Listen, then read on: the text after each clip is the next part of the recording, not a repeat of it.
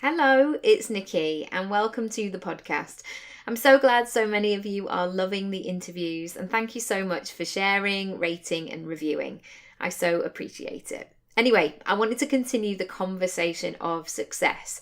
So often we hear the extremes, don't we? Of rags to riches, homeless to billionaire, sleeping on a random sofa to a blinged up palace. But what about the in between bits? I know personally I have had many. How do you get from A to Z? But also, how do you get from A to B or F to M? In these mini episodes, I want to provide questions to ponder, ideas that might spark a brainstorm, or raise topics that might be a little bit uncomfortable in the moment, but they will support you to go to the next level of your business. As always, please come over to social media at Nikki Raby, and I'd love to hear your thoughts and breakthroughs. Hello, it's Nikki. So I've got a candid one today. I want to talk about playing big, setting some boundaries, and going to the next level in whatever that looks like for you. Firstly, I wanted to say that not everybody is going to get it. Not everybody's going to get your dreams, the way you want to spend your time, what lights you up, your quirks, and that's okay. We are all unique. And most people will support and champion what you want. But, as always, a handful will simply judge you. You don't need to spend your time, your energy, and your focus trying to change their mind. It's much easier if you just show them. So many times in my life, I've been greeted by an eye roll or a sniggery, "Oh yeah, right," as I'm sure you have. But as you know, people quickly get involved once they get it, and maybe they need something right now. And I wanted to start with that, because going to the next level, playing big, getting visible, putting ourselves out there, going all in, whatever phrase you resonate with the most, can sometimes feel like the scariest thing. And also, that's when the imposter syndrome comes out to play. All of those voices of, who am I to do that? Should I just stay the way that I am? Shouldn't I just be grateful for what I have already? And yes, gratitude is a beautiful, beautiful thing, but I know that you want a lot from your life, and I know that you want to do really great things. And this doesn't need to be finding the cure for cancer, although if you can, that would be wonderful and much appreciated. But I know that you want to live full out. I know that you don't want to just be celebrating the hump day or counting down to the weekend or the next holiday. Actually, you want to spend a lot of your time and your days doing what you love. And the reason that I wanted to talk about this was I had a realization today. I did a talk and I checked in with what my hourly rate was.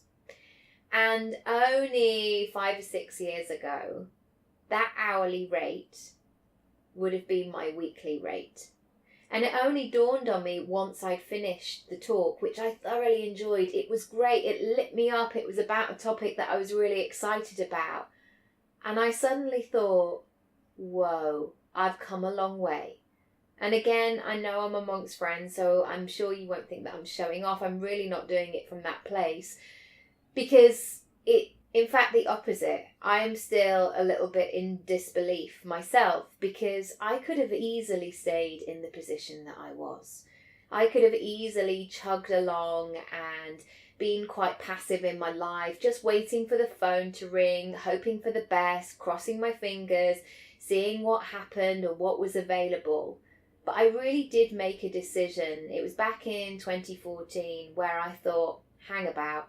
I've actually got to drive this. I can't sit back and wait. I can't wait for the acceptance or for somebody to offer me the job or to say that I'm ready or I'm good enough. I'm going to have to get the wheels in motion myself, and I'm going to actually have to make this happen, however scary that is. And believe me, I didn't have the tools that I needed. I certainly didn't have all of them. I had a couple of things. I knew what I wanted to do. I guess that was something really exciting for me. I knew what that vision was. And that is one thing I would love you to take away from today, is to spend some time actually thinking about what that big vision is for you. Because it may be that you are much nearer to it than you think. And again, that's really inspiring and really exciting and will propel you to move forward. Now, I'm not living on a desert island or in a big old castle, and certainly that hourly rate is not the hourly rate that I receive for every hour of my working life. Of course, that was just simply a chargeable hour, but it really made me think, gosh, I've made some big old shifts in the way that I work and I live, and I do feel much more in control of my life and my career. And I know, of course, we're going to get some curveballs, we're going to get some things, as everybody does in life, that make you stop and think, that challenge you, that sadden you, that excite you, all the emotions. But I do know that I'm never going to go back to that place where I'm just sitting back, hoping for the best, and just being a little less than. I'm just sitting back and hoping for the best and being quite nonchalant about my life. Now, in these big leaps that I've made, my goodness, I would love to say to you that I just woke up like this. It happened overnight. It was just an email that I sent and it all happened and all fell into place. My goodness me, it has been a lot of chug behind the scenes. And I want to talk about 3 different areas that I've really been working on. And these are things that I talk about with my clients. The first one is, what is your vision? Where are you going? What are you building? Where is the end point? Or where is the next point? And really getting clear on that. Secondly, the business strategy. How are you going to get there? How are you going to get from where you are right now to where you want to get to? Again, if we're going to be really active in our lives, we have to have some sort of plan. Now, that's not to say I don't sometimes get lovely emails out of the blue with a great offer, or I had an acting job a little while ago that I didn't even have to audition for. It was just offered to me because I knew somebody and had worked with somebody before, and that was lovely to have that little surprise offer in my inbox. But on the whole, the success that I create for myself does come from a strategic place, going hand in hand with that vision of where am I going, what do I want, who are the people that I need to meet, and then figuring out that strategy that is actually going to make me move forward. And the third piece that I've really had to work on is mindset. And nobody talked about this. I mean, I knew about psychology, of course. I knew about the advert back in the day of positive mental attitude. But I didn't really know what it meant. And I didn't really understand that I had to work it like a muscle, like I would any other muscle in my body. I just sort of didn't realise that it would be so important. And the reason that it's so important is that running your own gig or creating something that you can't quite see yet, and you're doing it from a hoping and wishing and praying and fingers crossed type way and taking action, it can be really hard to trust. And sometimes when we're in that headspace of, is it actually going to work? It's almost like the choir of negativity come out to play, and they throw all these other unwanted comments into the mix, like, yeah, it's probably not, or you get that, or you suddenly get that thought about yourself that maybe you had at school, or that somebody cruelly once said to you. And I want to talk about, and I actually did a post about this yesterday, because the theme of playing small has become an important part of the conversations during my strategy days that I do. And it often pops up to say hello as, I don't know about you, but certainly for me and my education, there was a notion of don't show off, just keep quiet and just blend in, be like everybody else. And I feel that as adults, these notions are deeply embedded in so many of us. And these mindset patterns are often really hard to change. I do believe that we're in a better time now and we are much more conscious about it. And it's okay to drink green juice and muse about your vision board and say that you want more from life. And I just wish this had been my experience during my education days. But it wasn't the time. We did, however, study More Magazine's Position of the Week in detail, and the conversation often riffed about a different type of growth mindset. Anyway, I thought I'd throw these things into the mix and see if you resonate with them. So at my school, this is how you were celebrated, and these things and these decisions would earn you huge popularity points. Not putting your hand up, being a nuisance, being the same as everyone else, pretending you don't know the answer, hoping a rich man will save you, saying you weren't bothered, being obsessed with how big your fringe was. It was the 90s, and the aim was to give the illusion there was enough height in the fringe for a toilet roll to fit underneath it. Having the shortest skirt. Playing dumb. I don't know nothing, me. Love bites. Enough said. Getting drunk was better than the lessons. Often it was. But if I'm honest, and this is not just hindsight, this is actually how I felt at the time, because I was a bit of a geek. In reality, I wanted to put my hand up. I wanted to be a nice person, not a total twerp head. I wanted to be an individual.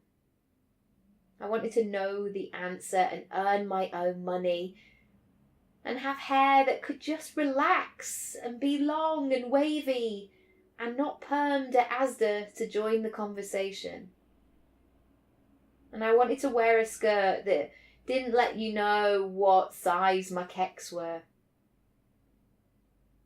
I wanted to know lots of things. I wanted to be love bite free. And of course I still wanted to get mega drunk with everybody else, because in truth that was often more fun than the lessons. And don't you find understanding the roots of our fears can help us move past them? And basically, I've come to the conclusion that if my fears are from days where I was wearing kickers, I was reeking a Charlie Red, and I hadn't discovered the joys of eyeliner just yet, they are no longer relevant. Some days we can feel like we can take over the world. And other days, just leaving our cosy duvets can seem like a huge achievement. Many of my coaching clients come to me because they want to upgrade their life in some way. To start a new job, to begin a new chapter, to get more of what they want, or simply go to the next level. And sometimes the first part of the session is filled with the client being really hard on themselves. They'll say things like, well, I haven't done X, or I'm not where I thought I'd be, or I'm just not on track. And as their coach, my job is to reassure. Even with planning, sometimes, do you know what? Life gets in the way. And our best laid plans have a delay. And that's okay. We can't do all the things at once. There was one year in 2011, and I was really grieving for my granny. She was such a huge, important part of my life. And my grandparents, I didn't really see them like elderly people who just sat in chairs. They were wonderful, funny, curious, interesting, silly, all of those good things. And they were like pals. So when they both passed in quite quick succession, I found it really hard. And actually it blocked a lot of my creativity. I wanted to stay safe and just do things that required minimal effort. I didn't want to push myself out of my comfort zone. I didn't feel up to it. So I want you to see if that is you. Because you may have gone through some stuff recently. Some stuff that has perhaps held you back. Some stuff that has perhaps taken your focus. And it's all okay.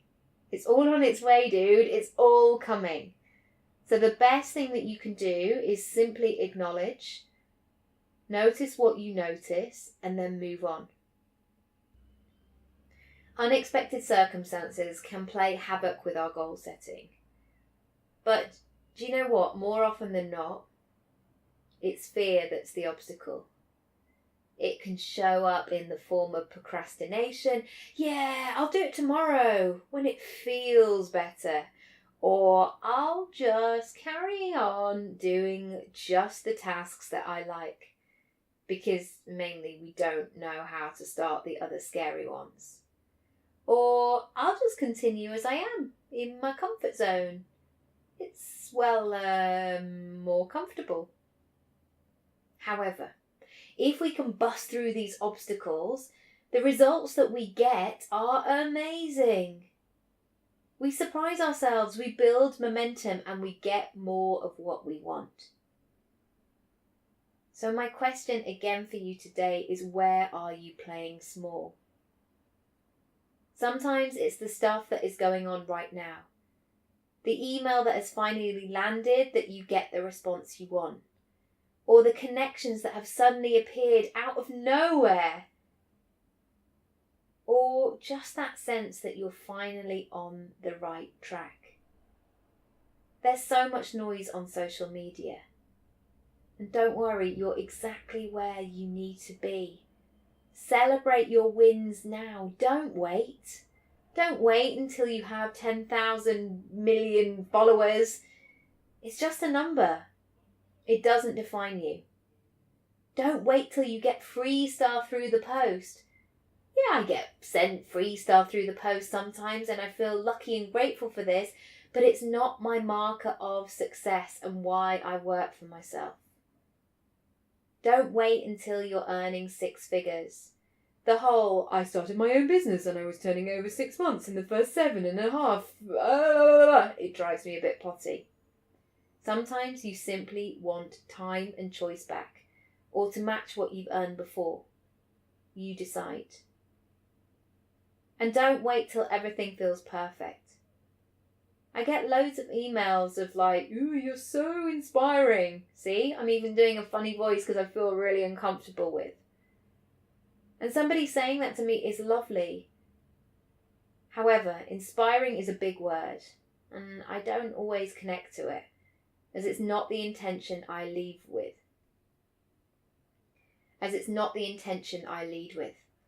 I'm much more practical than that. I want to be useful.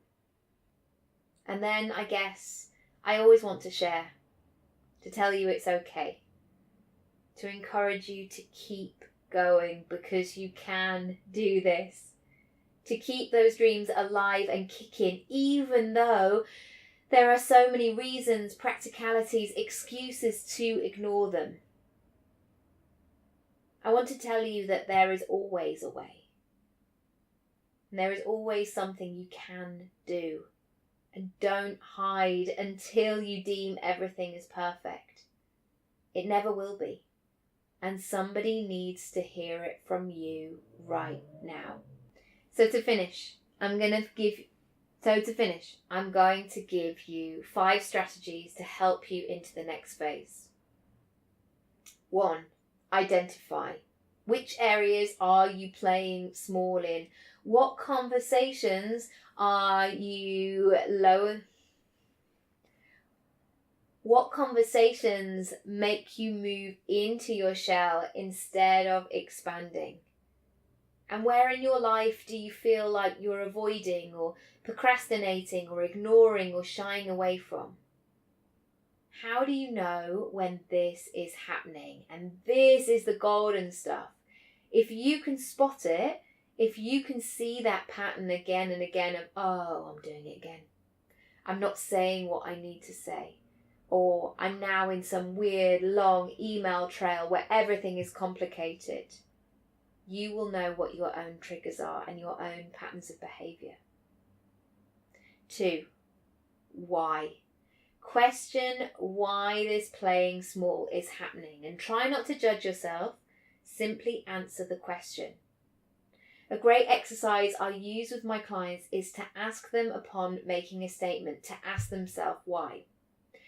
For example, I might have a client who says, I don't need to make much money in my business. I just want to help people. Money just complicates things. Me. Why? Client. Well, I'm only going to create more work for myself, aren't I, if I go for the money? Me. Why? Client. Well, I'm going to have to pay more tax and that makes things scary. Me. Why? Client. Well, I'm just not very good at maths. Me. Why? How do you know? Client. Well, I was always rubbish at maths and the other kids on my table used to laugh at me. Bingo. Do you see the obstacle? Something that happened at school many years ago is getting in the way of what the woman wants to do right now. I want you to try the exercise for yourself. If you find yourself hesitating or pausing or questioning way too long, just ask why. Repeat it, why, and get to that core of what it is. Because once you know it, you can spot it, become familiar with it, and then let it go. 3, easy wins today. Don't make it hard for yourself. Let's go for the easy wins first. It may be setting some new boundaries, perhaps sending that email that you've been dreading, or creating a list to work through so you can clearly see the tasks in front of you. 4, start with one thing. Don't wait until you feel like it. Just complete one task today. Be bold, be brave, and celebrate in style once it's done.